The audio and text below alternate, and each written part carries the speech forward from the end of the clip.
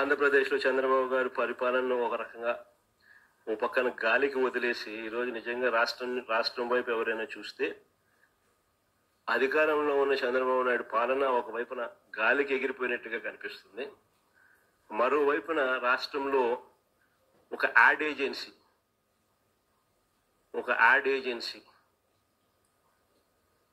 నడిపిస్తా అన్నట్టుగా రాష్ట్రం నడుస్తూ ఉంది.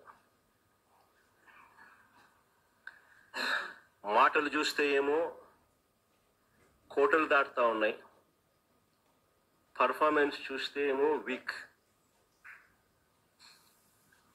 వేరే వాళ్ళకు దక్కాల్సిన క్రెడిట్ను తానే చోరీ చేయడంలో మాత్రం చంద్రబాబు పీక్. పర్ఫార్మెన్స్ ఏమో వీక్, వేరే వాళ్ళకు దక్కాల్సిన క్రెడిట్ తానే చోరీ చేయడంలో మాత్రం చంద్రబాబు పీక్. రాష్ట్రం ఇవాళ ఒక యాడ్ ఏజెన్సీ మాదిరిగా నడుస్తాం.